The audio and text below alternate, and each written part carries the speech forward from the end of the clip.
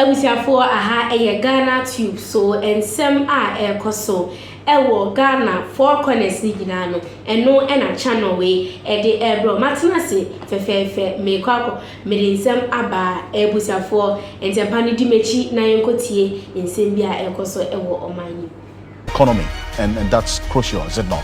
Because the economy was at the center of the decision making of Ghanaians in the election December 2024. Fitch has raised Ghana's ratings to B-, pushing it closer to investment grade. But really, what does this mean in real terms for Ghana's economy?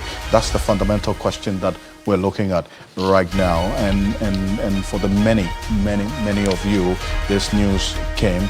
But then again, what should that be in terms of going forward? How that is going to impact on the economy? For many people, we started paying attention to the details of ratings by rating agencies when Ghana, our economy, was downgraded to a junk status, and all the repercussions of that particular grading by these number of these rating agencies and the implications that it had on our economy and the trickle-down effect that it had on all of us, because that ratings influences a number of things: the investment climate of the country, and whether even financial institutions would have the capacity to borrow externally as well, and then as a country how we're going to be attractive to investment or the foreign direct investment as well, and then how that also impacts on our own ability to borrow externally at favorable rates.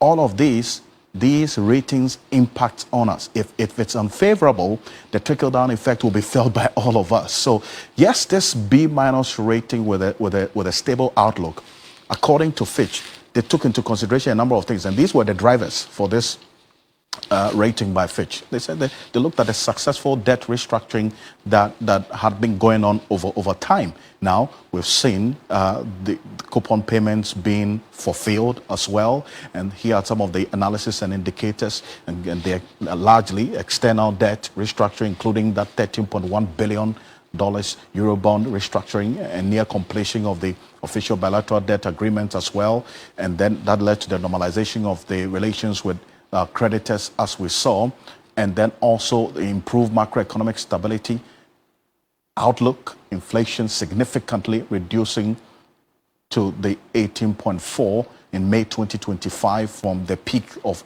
over 50% as we saw in 2022 getting into 2023, and then also the currency stability, and that was one of the major determinants or denominators for this improved Fitch rating, or the upgrade, as we have seen. The Ghanaian cedi appreciating since March ending into April, easing import costs, stabilizing investor expectations as well. We've seen the cedi come under some pressure, but then the Bank of Ghana says it has enough buffer to be able to sustain the gains that we have seen with the cedi, and it's also strategizing to pump in a lot more dollars into the system and make the dollar available for commercial banks as well. And then we've seen the foreign reserve increase to over $6.8 billion and over. Then we've seen as well the fiscal consolidation, the resilience of the growth of the economy, as we've seen in this budget projections of 4% growth in 2025. That is a relatively mild expectation. There are those who are talking about that growth increasing just a little further. The finance minister is very clear in his mind the strategy that he's going into this fiscal year with. In the next few weeks ahead of us, we'll have a mid-year budget review that would also take into consideration a number of the things that we have seen here as well, and how things are playing out. This is it. In 2022, we're back to the ratings in 2022, because in January 2022, Fitch graded Ghana's economy B-. Then we saw it go down straight to the default rate because we defaulted on the repayment of our debts. And then there was an improvement to CCC, and then sometime in 2024 when we saw that engagement with external creditors as well, and then the IMF program came in just within that period that we were upgraded to CCC. The IMF program then also influenced the growth and we saw in the economy.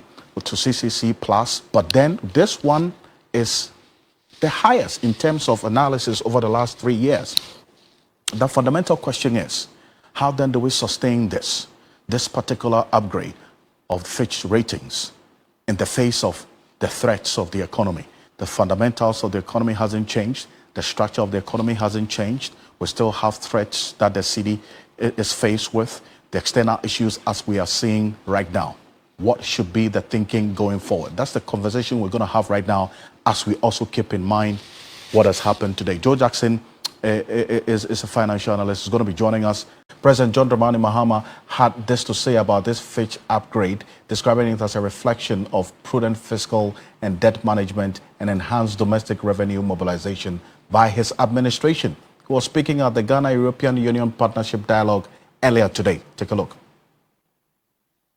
On macroeconomic recovery and fiscal governance, Ghana's economic outlook is rebounding steadily.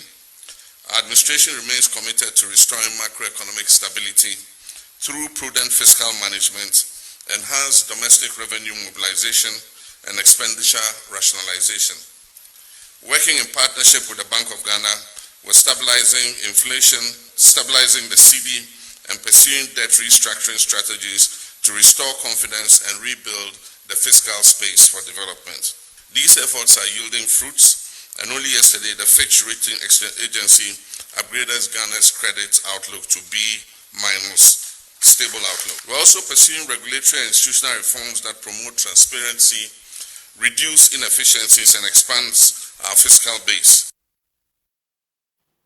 Well, that's the president there. Joe Jackson is a financial analyst and the CEO of DLX Finance. Mr. Jackson, appreciate your time. And you understand this language much more than a lot of people and all of us who are watching and right now.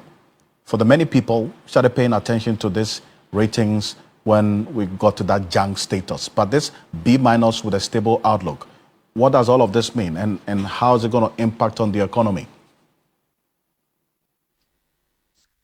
First of all, this is extremely good news. Fantastic news. Great news. And wherever you are as a Ghanaian, whether you are getting a direct impact or not, I say to you that this should bring a smile to your face. And explain why. You see, what a lot of us didn't realize was that for a Ghanaian financial institution, or in any case, any company like DLX Finance, our ability to raise money outside the shores of this country was zilch. No company can have a higher rating than its sovereign country rating. So when our public debt default results in a junk status for Ghana's public debt, it also invariably means that every single company in Ghana has junk status. So now we can raise money. We can go out and raise money. When there is a transaction to be held, Ghana can go out, raise up its head, and raise money. That's absolutely good news for the financial sector. And as DLX Finance, I'm excited, and I'm sure all my other colleagues are excited. All other companies that need to raise money outside, we are excited. And we are excited because of the second reason, that it will bring investor confidence. Whether these investors are bringing in cash directly or not, Ghana is not publicly recognized, that Ghana is not as toxic as it used to be. It even raises the specter of us being able to go back to the international markets to borrow. Now, I know that as soon as I say that, everybody will sit up and wonder, borrow? After all that has happened to you? There are some hard facts to be faced. Ghana does not balance its budget except by borrowing. That hasn't happened in a long time. And even in these austere times, it will not happen.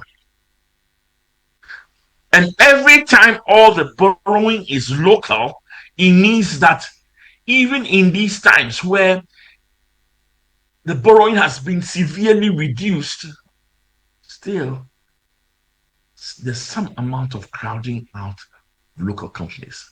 Not as bad as it was a few years back, not as severe as it was last year, but there's still some crowding out. Being able to borrow on international markets gives us another option. So let's be clear, borrowing is not evil. Borrowing is not a crime. So long as you put the money borrowed into directly productive areas, which can help pay for the cost of borrowing. So that borrowing is a tool to accelerate our development. Borrowing is an option in economic management and policy. But, and that is the big but, that money should be used in a productive way, not as patronage, political loyalty, definitely not as part of the corrupt practices we have, but in a productive way. So we have tools.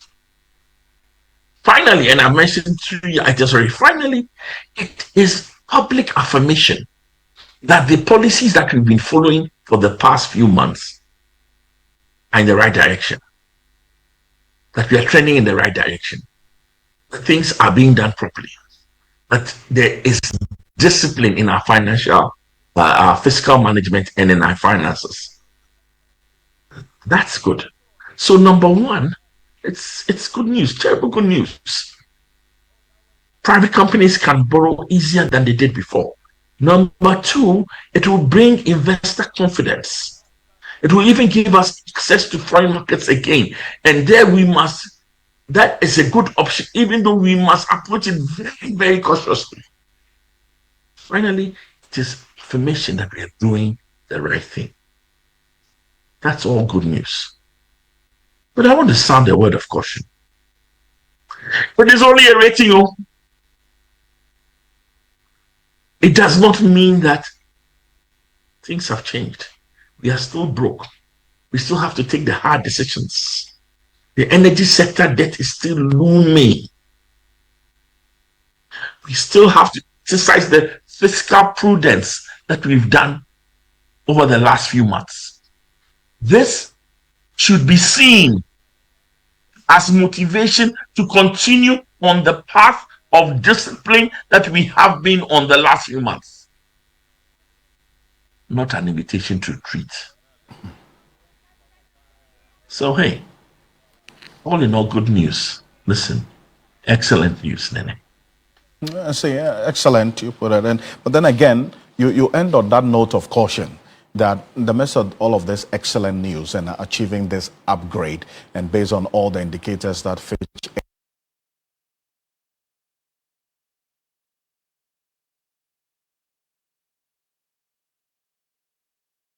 itself outlined with the fiscal stability, the currency as well, and the policies that have been put in place so far since January to date, the threats that you outline, the energy debt, the threats that still that the city is faced with, the external influences we've seen, the fundamentals of our economy hasn't changed, the structure of the economy hasn't also changed. So what should be the thinking going forward to address the threats, sustain and even improve this rating as well?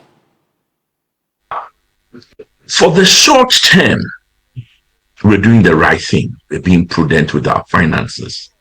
The city has appreciated in response to external and local factors. But there's also the medium term. This is an opportunity to look carefully at the structure of our economy. Say, how can we turn things around?